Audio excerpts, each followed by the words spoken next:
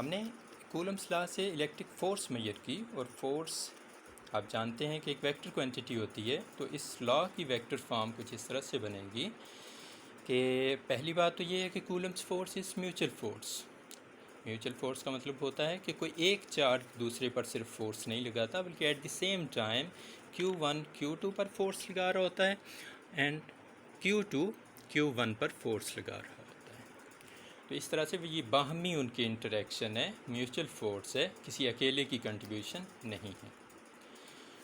तो इस फिगर में अगर देखें तो जो फोर्स Q1 ने Q2 पर लगाई, इसको हम लिखते हैं F21।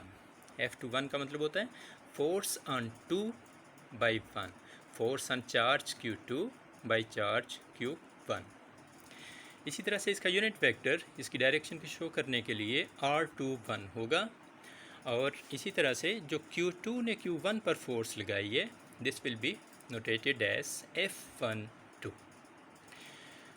Force on charge Q1 by Q2, और इसका यूनिट वेक्टर होगा R12। इनको मैथमेटिकली इनका पूरा फार्मूला लिखें तो F21 will come out to be 1/4 pi epsilon not Q1 Q2 by R square into R21। इसी तरह से F12 हो जाएगी force on 1/2 1/4 pi epsilon not Q1 Q2 by R square, और साथ यूनिट वेक्टर होगा। तो फिगर से अगर देखें तो दोनों जो यूनिट वेक्टर्स हैं वो एक दूसरे के अपोजिट हैं। F21 का हमारे राइट साइड पे जा रहा है और F12 का हमारे लेफ़्ट साइड पे है। तो इस तरह से हम फिगर से ये देखते हैं कि R21 and R12 are opposite to each other. यहाँ ये मेंशन करना ज़रूरी है कि ये यूनिट वेक्टर्स हैं, यूनिट वेक्टर का मैग्नीट्यूड 1 होता है, तो मैग्नीट्यूड तो दोनों का बराबर ही है, सिर्फ डायरेक्शन में फ़र्क है। तो इस तरह से ऊपर वाली इक्वेशन नंबर 4 में अगर इक्वेशन नंबर 5 में हम इस वैल्यू को पुट करें तो R21 की जगह जाके लिखेंगे R12। तो कंपेयर कर दें इस 7th इक्वेशन को और इस 6th इक्वेशन को, तो आपके पास आ जाएगा F21 will come out to be equal to minus of F12। मतलब ये हुआ कि F21 और F12 are equal in magnitude but opposite in direction, और चूँकि ये दोनों forces at the same time opposite bodies पर, मुख्तलिफ बॉडीज़ पर लग रही हैं, लिहाजा ये एक्शन और रिएक्शन पेयर हैं।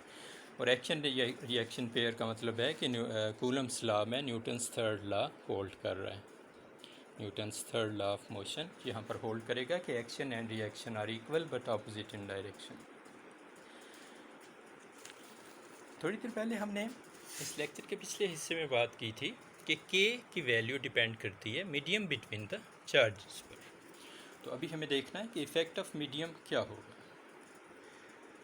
तो सबसे पहले हम डिफ़ाइन करेंगे कि if some insulator medium other than air is used is present between the charges then it is called dielectric medium.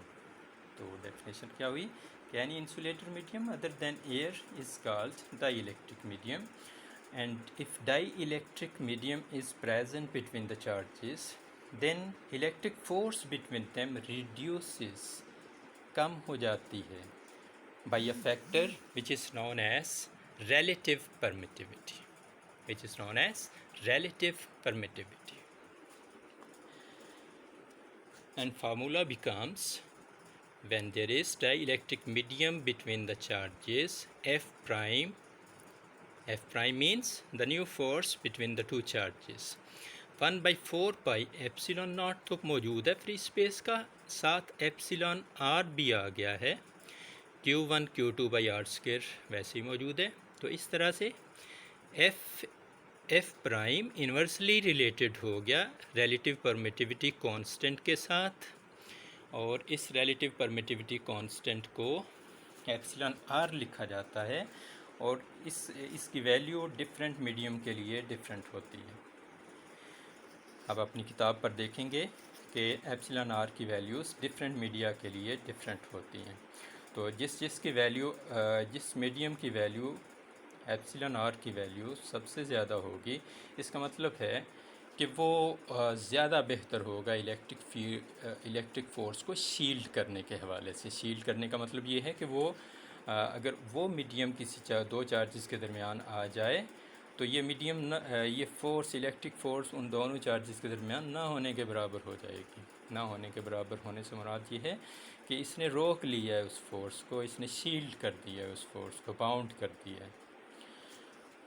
तो बहरहाल थोड़ा सा आगे बढ़ेंगे। एप्सिलॉन आर की एक और तरह से डेफिनेशन हम करने जा रहे हैं और वो ये है कि हमने देखा था कि when there is no medium between the charges then F is equal to 1/4 pi epsilon not Q1 Q2 by R square. ये हमारी इक्वेशन नंबर 4 थी फॉर वैक्यूम। और अब हमारे पास नई इक्वेशन आ गई है when there is medium of relative permittivity between the charges F prime is equal to 1/4 pi epsilon not epsilon R Q1 Q2 by R square. तो ये हमारी इक्वेशन नंबर 8 बन गई है। तो इक्वेशन नंबर 8 और ऊपर वाली इक्वेशन नंबर 4 को हम कंपेयर करें तो हमारे पास एफ प्राइम आ जाएगी 1/एप्सिलॉन नॉट इंटू एफ, या यहाँ से एप्सिलॉन आर आ जाएगा F/F प्राइम।